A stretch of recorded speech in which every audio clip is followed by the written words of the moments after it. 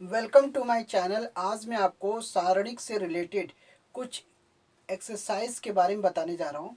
तो यहाँ पे आज के एक्सरसाइज में 3 क्वेश्चन हैं, जिसमें आपको पहले क्वेश्चन बता रहा है कि सिद्ध करो कि सारणिक दिया हुआ है।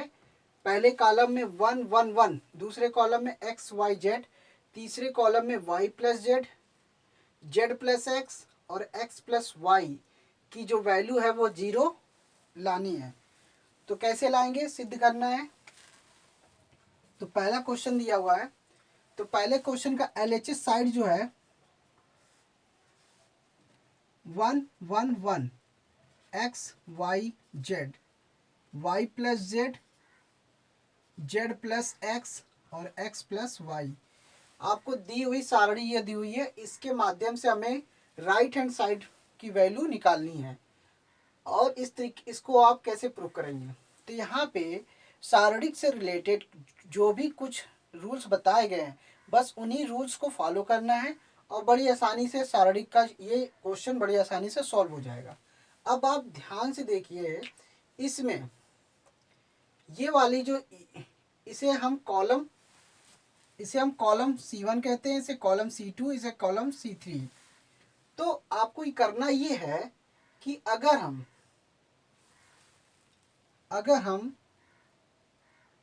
C2 में C3 ऐड कर दें और उसको C2 में रखें, C2 में C3 को ऐड कर दें और उसको C2 में रख दें, तो क्या आएगा।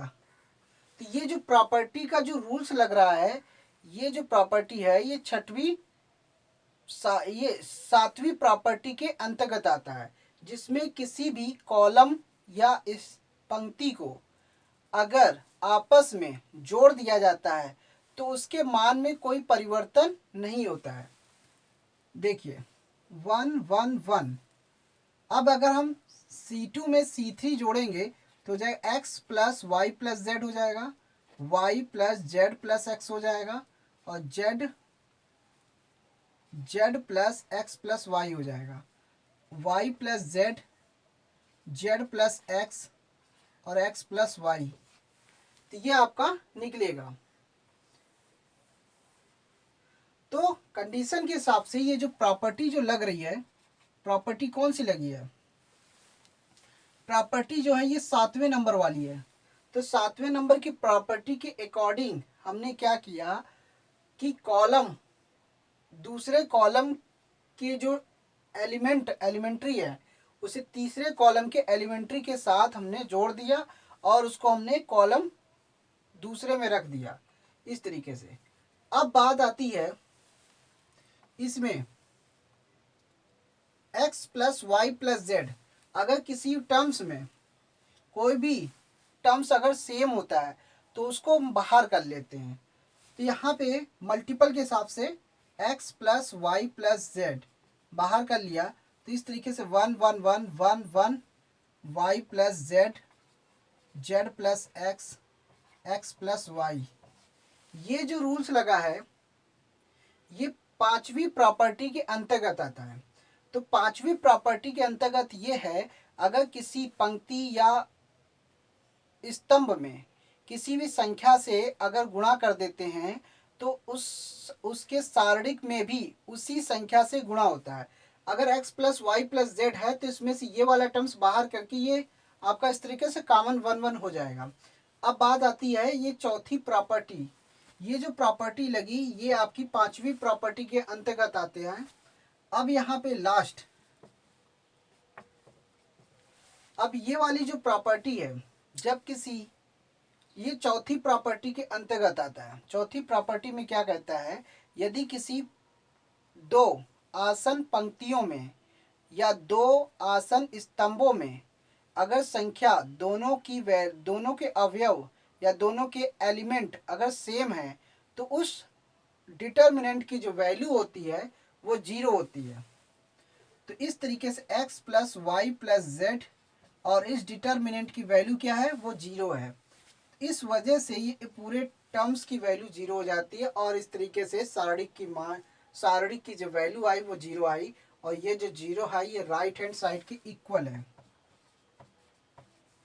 तो पहले वाले स्टेप में प्रॉपर्टी नंबर 7 लगी, दूसरे वाले स्टेप में प्रॉपर्टी नंबर 5 लगी और चौथे वाले स्टेप में प्रॉपर्टी नंबर 4 लगी। तो ये बस आपको रूल्स को ध्यान रखना है। सारणिक से रिलेटेड जितने भी हमने रूल्स बताए हैं, टोटल 9 रूल्स है। अगर 9 रूल्स को अगर आप ध्यान से अगर उसको अच्छे से समझ लेते हैं तो सारणिक से रिलेटेड जितने भी क्वेश्चन हैं वो आप बड़ी आसानी से सॉल्व कर सकते हैं। तो बस यहाँ पे सारणिक का रूल्स लगा है, उसी के अकॉर्डिंग ये क्वेश्चन सॉल्व हो गया आसानी से।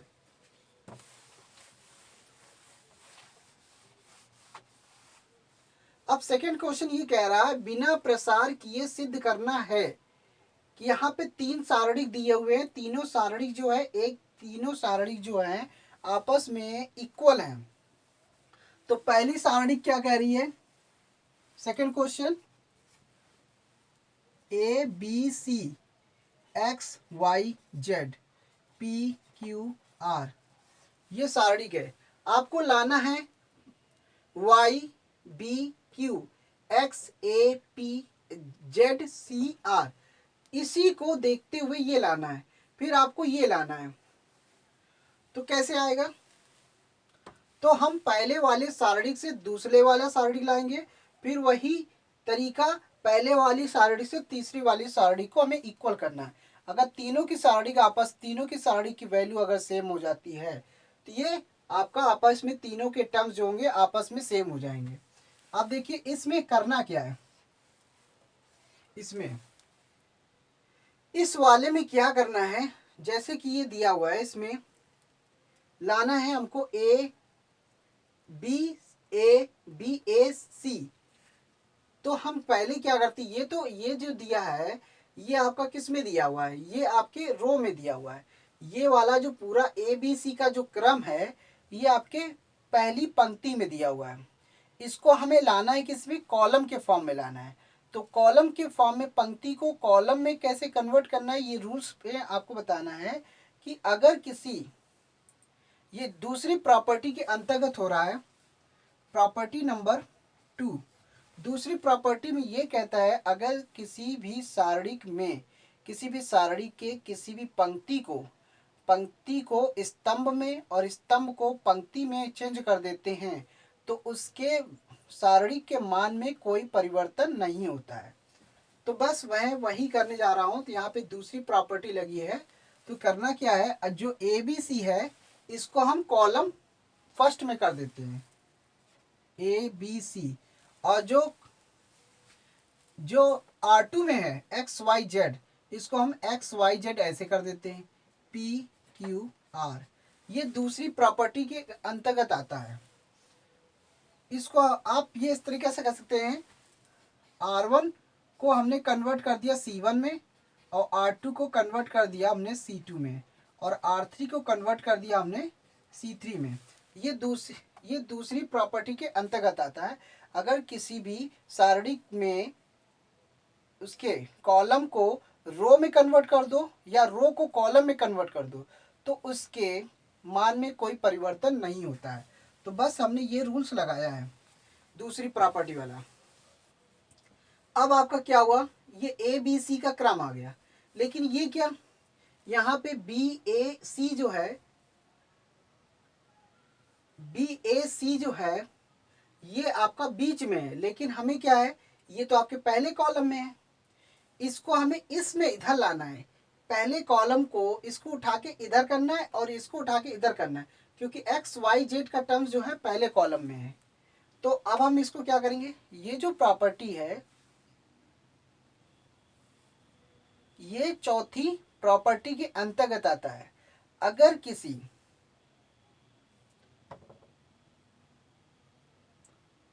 ये तीसरी प्रॉपर्टी के अंतर्गत आता है। अगर किसी भी सारणिक में दो आसन पंक्तियों को या दो आसन स्तंभों को आपस में अदला बदली कर दिया जाए तो इनके मान में तो कोई परिवर्तन नहीं होता, लेकिन इनकी वैल्यू में, इनके साइन में परिवर्तन हो जाता है। अगर सारणिक की वैल्यू प्लस में दी है तो उसको निगेटिव में कन्वर्ट करना ही होगा।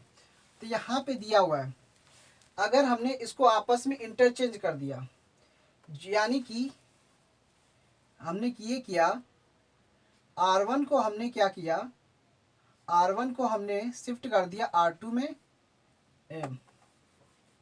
सॉरी यहाँ पे ये कॉलम है, कॉलम को हमने C1 को उठा के C2 में कर दिया और C2 को उठा के हमने C1 में कर दिया। यानी कि C1 वाला जो कॉलम है वो C2 में कर देंगे और C2 वाले जो कॉलम को वो C1 में शिफ्ट कर देंगे। तो ये जो प्रॉपर्टी है ये आपकी तीसरी प्रॉपर्टी के अंतर्गत आता है।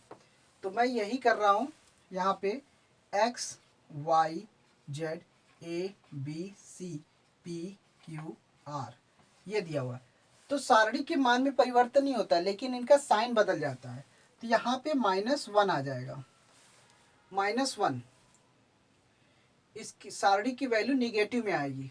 अब क्या करना है, यहाँ पे दिया हुआ है X Y Z तो आ गया, A B C भी आ गया, P Q R भी सही क्रम में आ गया, लेकिन यहाँ पे Y जो है Y B Q जो है ये आपका पहली पंक्ति में आ जा रहा है। अब इसमें भी वही चीज़ करना है, इस वाले में कॉलम को हमने आपस में इंटरचेंज किया, अब की बार हमें रो को आपस में इंटरचेंज करना है। रूल्स वही है, प्रॉपर्टी नंबर 3 के अकॉर्डिंग ही काम करना है, जिसमें पंक्ति को दूसरी पंक्ति को हम पहली पंक्ति में कन्वर्ट कर देंगे और पहली पंक्ति को हम दूसरी पंक्ति में कन्वर्ट कर देंगे। तो उसके मान में परिवर्तन तो नहीं होगा लेकिन साइन बदल जाएगा। तो यानी कि -1 है तो पावर 2 हो जाएगा इस तरीके से, और ये ऊपर हो जाएगा Y B Q।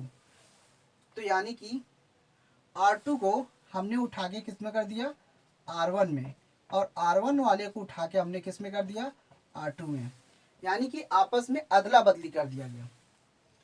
तो X A P Z C R सिर्फ दो पंक्ति को आपस में चेंज किया गया है, R1 और R2 को आपस में उनकी पोजीशन चेंज कर दी गई। अब आपका ये Y B Q X A P Z C R, अब -1 का जो स्क्वायर है इसकी वैल्यू प्लस में आती है।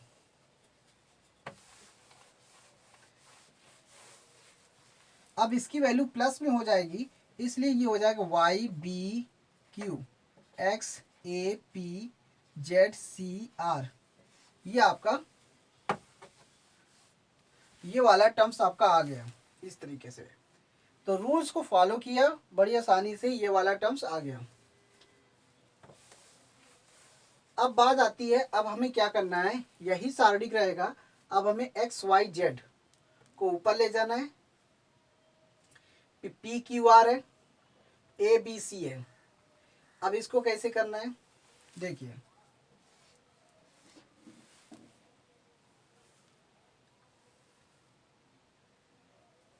X Y Z को हम ऊपर कर दे रहे हैं पहले। तो यानी कि इसमें क्या करना है, इसका जो R1 है और इसका जो R2 है, ये जो R3 है, R3, तो यहाँ पे हमें प्रॉपर्टी नंबर 3 ही लगाना है। इसमें भी करना ये है,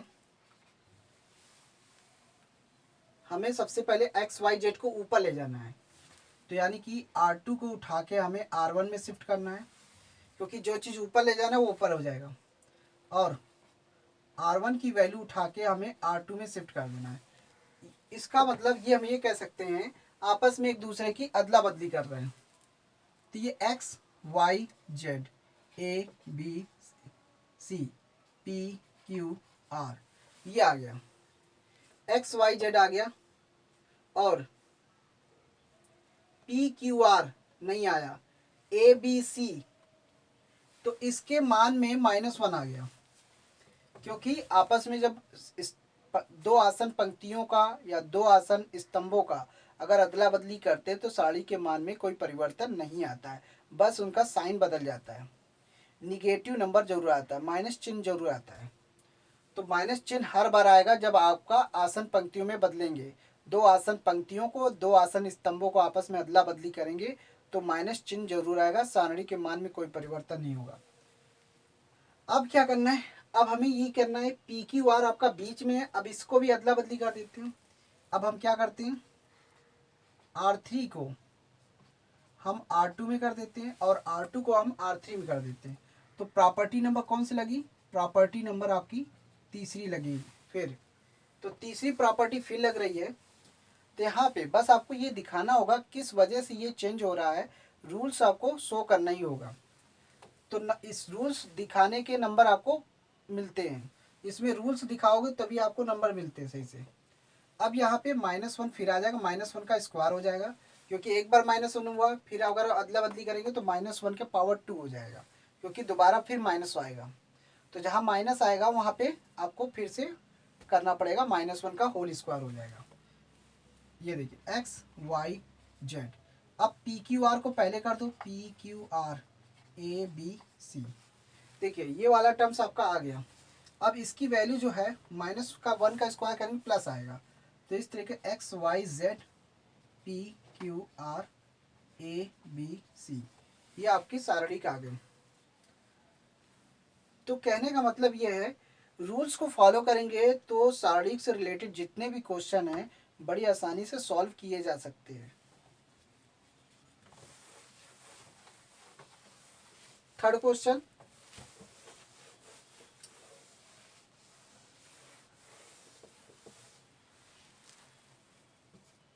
थर्ड क्वेश्चन में दिया हुआ है, पहले कॉलम में दिखाना ये है, पहले कॉलम में a minus B minus C, a minus B minus C, फिर 2b, फिर 2c, 2a, दूसरे कॉलम में b 2a, b minus C minus a, फिर 2c, फिर तीसरे कॉलम में 2a 2b c minus a minus b, ये आया। इसमें आपको क्या करना है, आपको a प्लस बी सी का होल क्यूब लाना है, ये आपको प्रूफ करना है।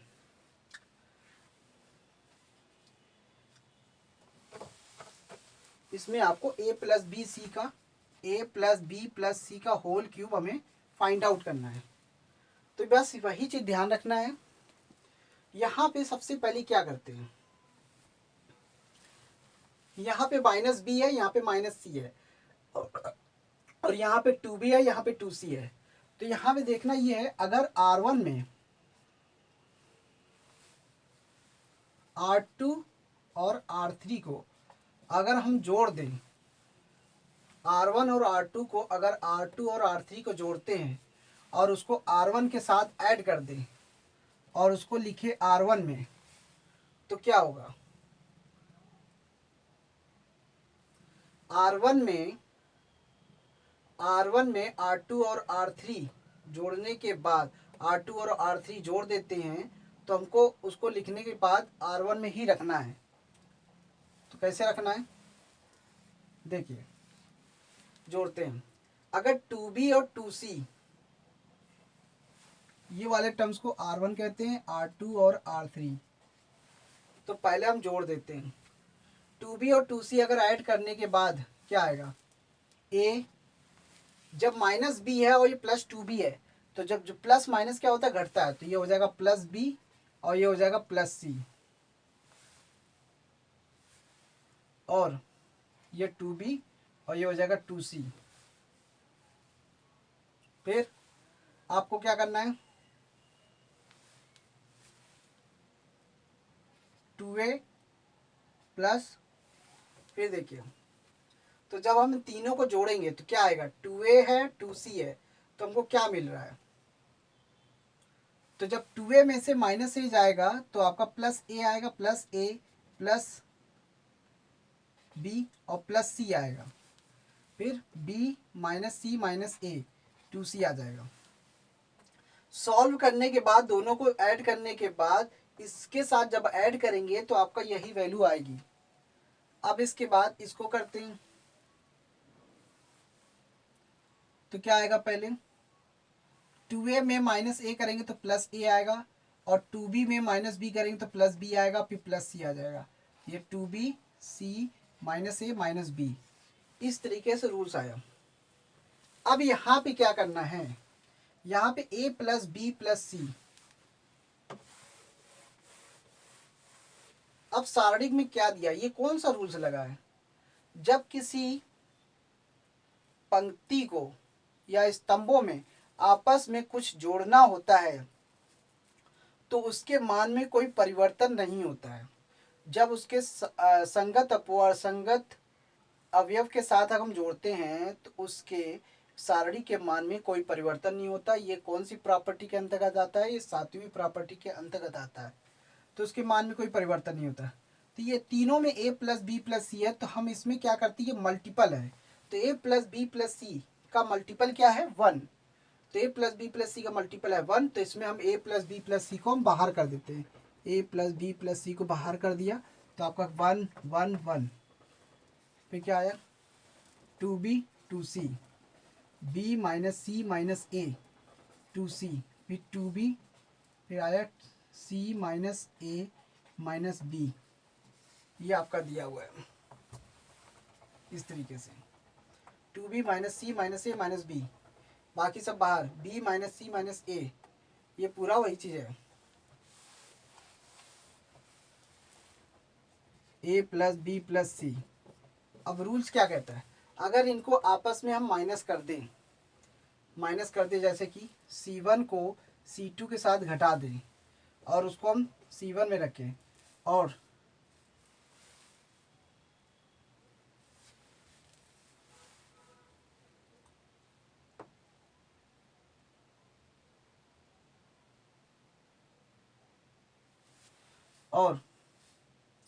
C2 को C3 के साथ घटा दें और उसको C2 में रखें, तो ये कौन सी विधि में है, कौन सी प्रॉपर्टी में आएगा? ये सातवीं प्रॉपर्टी के अंतर्गत आएगा।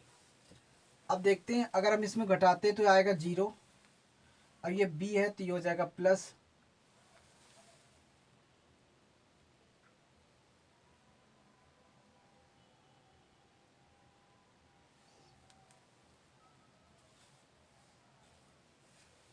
अगर हम इसको घटाते तो ये 0 हो जाएगा। तो 2b minus B plus C plus A, तो ये आपका 0 हो जाएगा। ये भी अगर घटाते हैं तो इसी तरह से ये, क्योंकि जब इसको घटाएंगे तो ये ऐसे आएगा 2b माइनस, तो minus B minus C minus A, तो जब माइनस से मल्टीप्लाई करेंगे तो minus B plus C plus A आएगा और इस तरीके से b plus C plus A हो जाएगा। अब इसी तरह इसको भी घटाते हैं, घटाने पे 0 आएगा। अब इसको घटाएंगे तो ये हो जाएगा b में से माइनस 2b घटाएंगे तो माइनस b आएगा, माइनस सी माइनस ए। अब इसमें से घटाएंगे, अब ये वाला जब घटाएंगे तो ये हो जाएगा c प्लस ए प्लस बी, क्योंकि 2c में माइनस सी जब करेंगे तो ये तो घट जाएगा तो प्लस सी आ जाएगा, लेकिन ये प्लस में आ जाएगा इस तरीके से। अब ये 1 हो गया, ये 2b हो गया, ये c minus A minus B, इस तरीके से लाइन हो गई। अब क्या होगा? a प्लस बी प्लस सी ये दिया हुआ है, अब ये 0, ये b प्लस सी प्लस ए, ये 0, ये 0 माइनस कॉमन ले लिया, b प्लस सी प्लस ए, अब ये आपका c प्लस ए प्लस बी ये आया। अब ये 1 2b c minus A minus B ये आया इस तरीके से। ये उतारा, ये इसके साथ है और ये इसके साथ है, इसमें माइनस कॉमन ले लिया हमने इस तरीके से।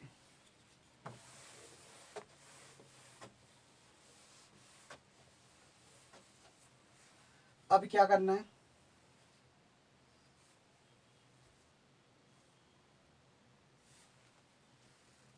अब देखिए a प्लस बी प्लस सी, देखिए इसमें कॉमन है तो ये हम कॉमन ले लेते हैं, a plus B plus c common ले लिया, तो इस तरीके से होल स्क्वायर हो जाएगा।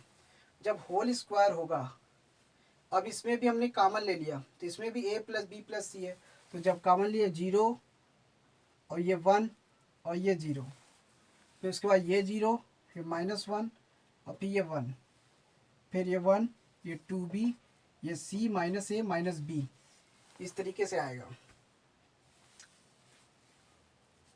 तो हमने यहाँ पे a plus B plus A B plus C plus A, और फिर हमने 2 बार स्टेप कॉमन लिया तो ये हो जाएगा होल क्यूब।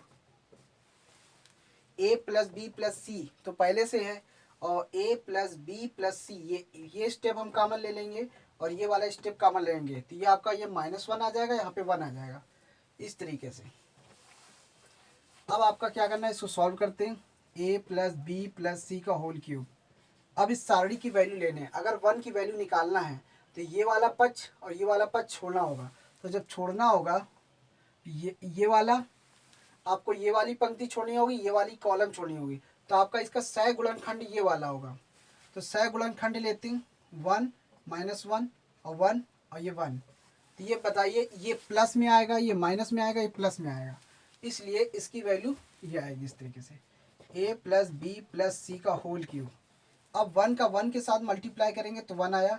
अब इस 1 के 1 में मल्टीप्लाई करेंगे तो माइनस माइनस मिलके प्लस हो जाएगा, 1 इसके साथ और ये -1 ये इसके साथ हुआ, और ये इसके साथ करेंगे तो ये हो जाएगा -1 और ये आपका